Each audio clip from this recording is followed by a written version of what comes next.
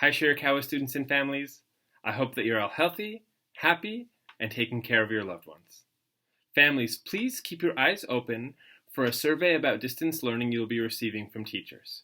We really look forward to your feedback as we work to provide your students the best support we can during our school closure.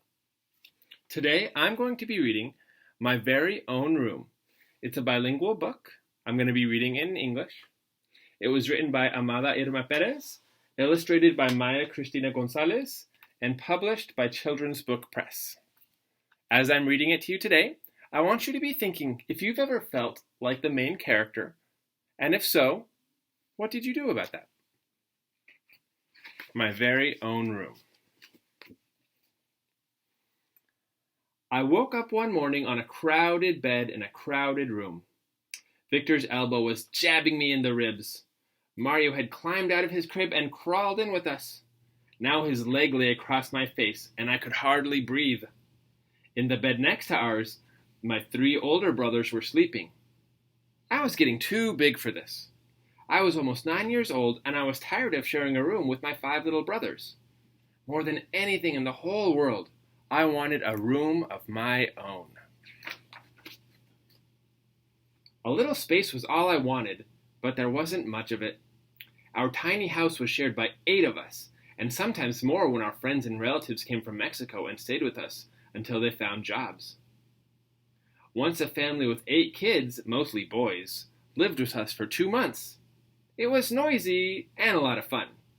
There was always a long line to use the bathroom, but the toilet seat was always warm.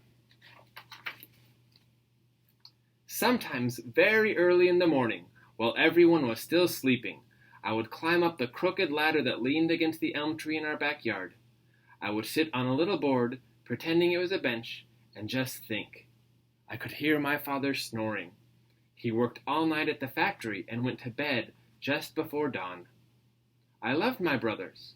It wasn't that I didn't want to be near them. I just needed a place of my own. I tiptoed around our tiny 2-bedroom house. I peeked behind the curtain my mother had made from flour sacks to separate our living room from the storage closet. Aha! This is it! This could be my room! I imagined it with my own bed, table, and lamp. A place where I could read the books I loved, write in my diary, and dream. I sat down among the boxes. My mother must have heard me because she came in from the kitchen. "Mama, it's perfect," I said, and told her my idea. "Ay, mijita, you do not understand.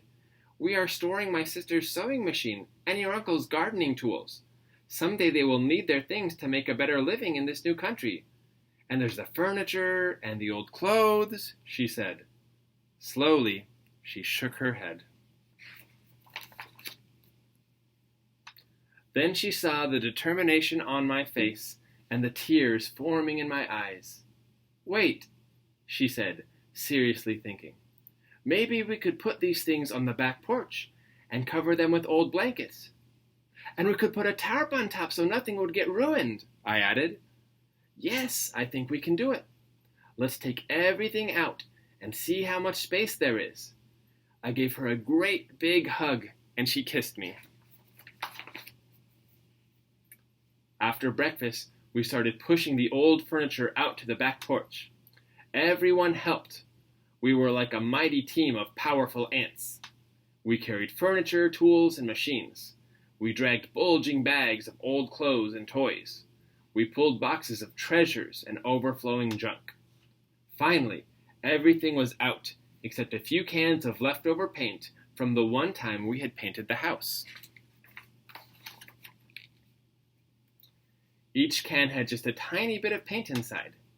There was pink and blue and white, but not nearly enough of any one color to paint the room.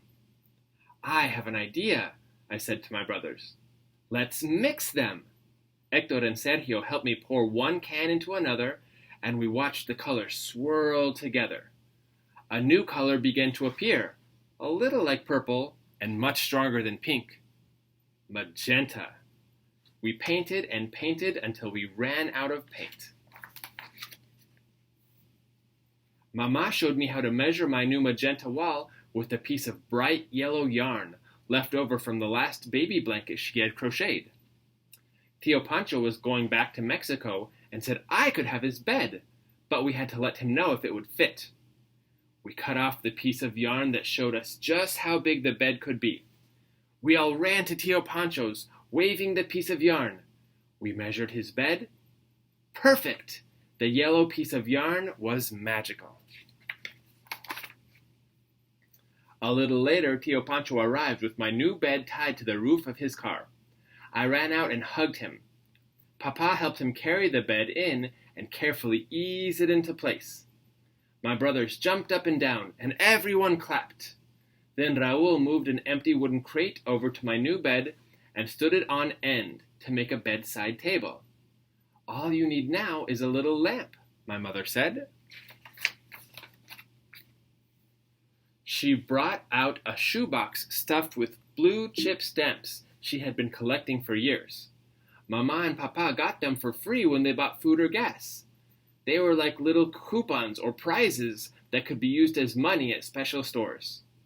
But before we could spend them, we had to paste them into special stamp books. We licked and pasted. When we were done, Papa drove us to the stamp store. I saw the lamp I wanted right away. It was just as dainty as a beautiful ballerina, made of white ceramic glass with a shade that had ruffles around the top and bottom. I shut my eyes. I was so excited, yet so afraid we wouldn't have enough stamps to get it. Then I heard my mother's voice. Yes, mijita, we have enough. When we got home, I carefully set the new lamp on my bedside table. Then I lay on my new bed and stared at the ceiling, thinking. Something was still missing. The most important thing. Books. The next day, I went to our public library and rushed home with my arms full of books. 6 to be exact. It was my lucky number because there were 6 children in our family. That evening, I turned on my new lamp and read and read. My 2 littlest brothers, Mario and Victor, stood in the doorway holding back the flour sack curtain. I invited them in. They cuddled up on my new bed, and I read them a story. Then we said good night, and they went back to their room. I felt like the luckiest, happiest little girl in the whole world. Everyone in our family had helped to make my wish come true. Before I could even turn out the light, I fell asleep peacefully under a blanket of books in my very own room. That's the end. There are some pictures here of the author. She's a teacher in California, and a lot of her stories are her stories about growing up in Mexico and then immigrating to the United States as a kid. So, we all need to stay inside these days to help ourselves and our families stay safe. And if you don't have space, maybe you can find a little place in your house or apartment that could be yours.